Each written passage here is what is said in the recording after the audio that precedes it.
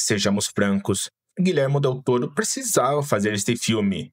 Nós, como público, sabíamos disso, e ele como artista também. A carreira inteira do cineasta, desde os ecos em A Espinha do Diabo, passando pela consagração em O Labirinto do Fauno e culminando na própria estatueta do Oscar com A Forma da Água, foi uma longa e articulada carta de amor ao monstro.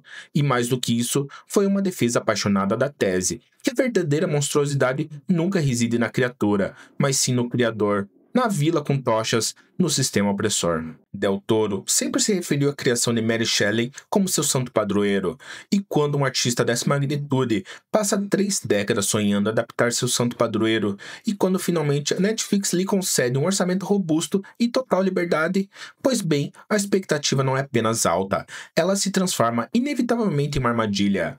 E Frankenstein de 2025 é exatamente isso. Um filme que cai com uma elegância gótica inegável na armadilha de sua própria e irreverente grandiosidade. É uma obra de paixão óbvia, mas que na ânsia de ser definitiva, acaba por tropeçar no peso do seu próprio manto. É um filme que você admira profundamente em um nível técnico e visual, mas que luta para encontrar um coração que pulse no ritmo narrativo correto. E é talvez o filme mais Guillermo del Toro possível, e este, ironicamente, acaba sendo seu primeiro e mais significativo problema. Mas para quem não me conhece ainda, olá, eu sou o Gabriel, e no vídeo de hoje vamos falar um pouco sobre o novo filme de Del Toro. Então já deixa o like aqui no vídeo, que assim você ajuda o canal. E também se inscreva e clica no sininho para não perder os próximos vídeos. E também me segue nas minhas redes sociais. Elas vão estar passando agora na tela e também vão estar aqui na descrição. E agora sim, vamos ao vídeo. Meu criador contou a história dele. Então eu vou lhe contar a minha. A primeira coisa que salta aos olhos, e que seria desonesto tentar diminuir, é que este filme é um espetáculo visual. Cada segundo de projeção é uma pintura a óleo que poderia, sem qualquer exagero, ser emoldurada e pendurada em uma galeria de arte gótica. E aqui Del Toro, novamente, ao lado de seu cúmplice estético habitual, o diretor de fotografia Dan Laustsen não está apenas filmando uma história, ele está pintando um ar fresco. Ele pinta, claro, com sua paleta de cores característica, os vermelhos intensos da paixão, do sangue e da vida que Victor busca usurpar, já os verdes demoníacos da ciência profana e os tons de bronze, âmbar e azul profundo que dão a tudo uma sensação de relíquia antiga, de um mundo opulento e ao mesmo tempo claustrofóbico e em decomposição. O design de produção é uma ala de imersão. O laboratório de Victor Frankenstein, por exemplo, não é um simples cenário, é uma catedral profana, um espaço onde a arrogância da ciência e a obsessão pessoal se encontram em uma escala operística. E você sente o peso disso. Além que você sente o frio do Ártico, você sente a poeira no castelo e, o mais importante, em uma era dominada pela leveza etérea e por vezes falso do CGI, Del Toro permanece o mestre do tátil. Ele prioriza o efeito prático, a maquiagem, a textura. O navio preso no gelo foi construído. A maquiagem da criatura é real, física, presente. E essa escolha faz uma diferença fundamental. Quando Jabal Lord se move, você sente o peso daquela carne costurada, daquele corpo disforme.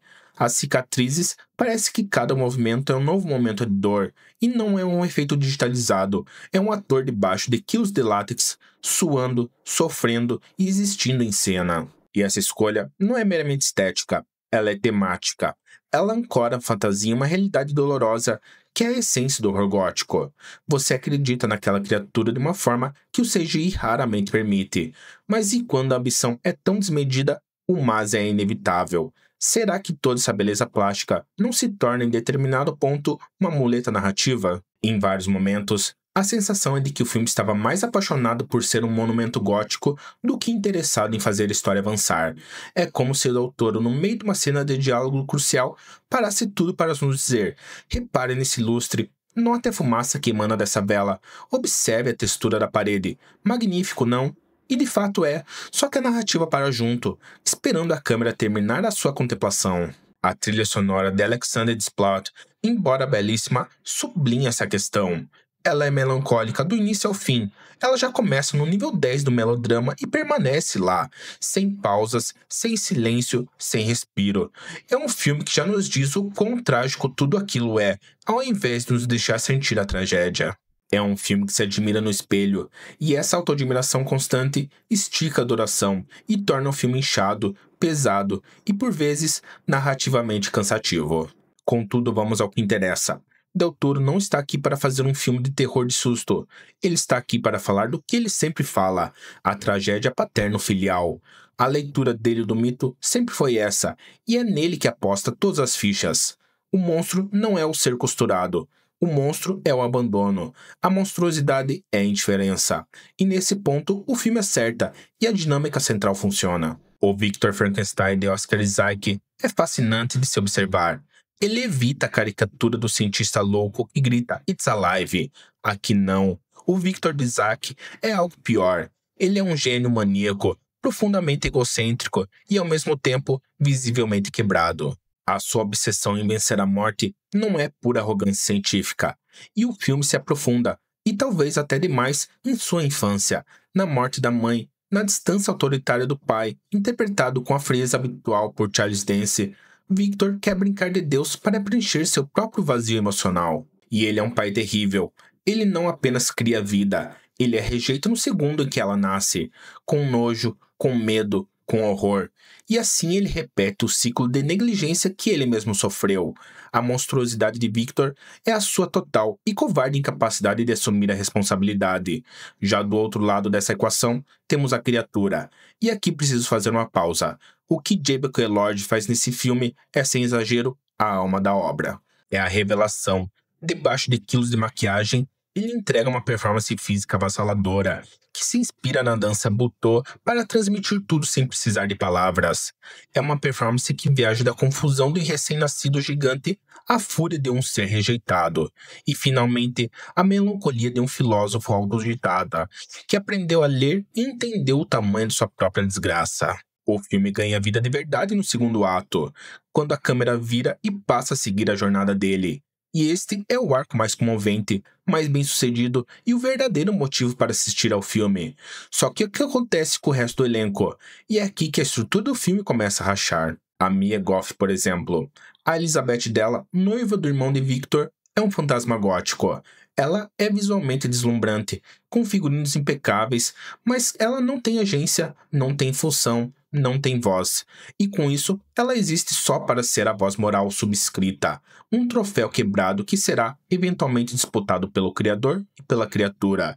E com isso, a função dela dentro da narrativa acaba ficando desperdiçada, já que ao transformá-la em um objeto narrativo, o filme enfraquece a própria tragédia da história, pois perdemos o principal espelho de sua humanidade. E Christoph Waltz, ele aparece como Harlander, um mecenas ambíguo fazendo o que Christoph Waltz sempre faz. A sua presença sugere uma trama secundária sobre os interesses por trás da ciência, sobre o capital financiando a arrogância, mas essa ideia nunca é desenvolvida. É mais uma linha narrativa que se perde na grandiosidade do cenário. O filme é tão focado nessa dança de espelhos entre Victor e a criatura, nesse balé de pai e filho, que ele se esquece de que existem outras pessoas no mundo. O roteiro de Del Toro quer ser, acima de tudo, literário. Ele não quer apenas adaptar os eventos do livro, ele quer analisá-los. A culpa, o destino, o complexo de Deus, a ideia de que a mortalidade é o que nos dá significado, está tudo lá, em diálogos expositivos e simbolismos visuais. E as ideias são potentes. O problema, novamente, é a execução. A estrutura do filme é quebrada e o ritmo é bagunçado. O primeiro ato, focado 100% no Victor, na sua obsessão e nos seus flashbacks da infância, se arrasta. É melodramático em excesso. Você sente o filme patinando na neve, demorando a nascer. Aí, quando a criatura finalmente surge e o ponto de vista muda, o filme ganha um novo fôlego. E essa jornada de autodescoberta da criatura, embora seja a melhor parte do filme, também se estende além da conta. Você sente a duração de cada dia de exílio, e quando os dois arcos finalmente se reencontram para o clímax no Ártico, você já está um pouco esgotado. E isso leva a outro ponto crucial. Onde está o horror? E não me refiro a jumpscares ou sustos fáceis, mas sim ao horror visceral, a repulsa ao grotesco. O livro de Mary Shelley é quase uma história de body horror. O ato de Victor é profano e nojento. A criatura é feita de cadáveres. Mas no filme de Del Toro, tudo é limpo, contido, estilizado. Até mesmo as criações parciais de Victor, seus experimentos fracassados, são filmados com uma frieza clínica, quase como esculturas de arte moderna. E com isso, elas não evocam o choque, o nojo, a sensação de que uma linha que não deveria ser ultrapassada foi cruzada. Del Toro, em sua ânsia humanista, opta pela poesia trágica em vez do horror cru, e essa é uma escolha estilística coerente com toda a sua carreira. Ele ama seus monstros, mas aqui, essa é sua maior força, se torna uma fraqueza para a história. Ele ama tanto a criatura e quer tanto que o público a ame, que ele não nos deixa sentir o mesmo nojo que Victor sentiu, mas nós precisamos sentir, ou no mínimo, entender a repulsa de Victor. O horror imediato do criador à sua criatura é o motor da trama, e sem ele, Victor parece apenas um covarde exagerado, e não um homem que foi longe demais e se quebrou diante de sua própria obra profana. E ao suavizar as arestas do horror, Del Toro diminui o impacto do pecado original do ser humano que quis bancar de ser o criador. Cometeu um erro? Mas no final das contas, o que é o Frankenstein de Guillermo Del Toro? Ele é um esplendor imperfeito, e essa pode ser uma boa definição.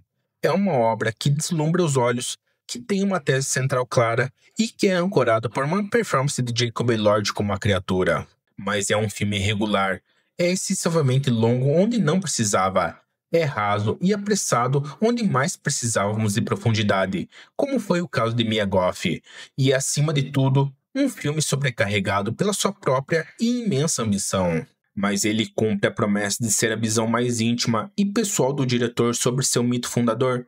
Sim, cumpre, mas é uma visão tão apaixonada pelo conceito, tão embriagada pela própria estética, que se esquece de ser um filme com ritmo, com fluxo e com tensão. Guillermo Del Toro, em uma ironia trágica, se assemelha a seu próprio Victor Frankenstein. Ele criou algo de beleza técnica inegável, uma obra que beira a perfeição em suas partes. Mas como Victor, ele parece ter se perdido no tamanho de sua própria criação, a amando tanto que não soube quando parar, resultando em algo grandioso, mas não totalmente coeso. É um filme que você admira, mas que não te arrebata. É uma obra que fica na prateleira das grandes conquistas técnicas, mas que não atinge o panteão dos clássicos e questionáveis do diretor, como foi o Labirinto do Fauno. É o trabalho de um mestre que, de tanto amar o seu monstro, talvez tenha olhado um pouco demais para ele.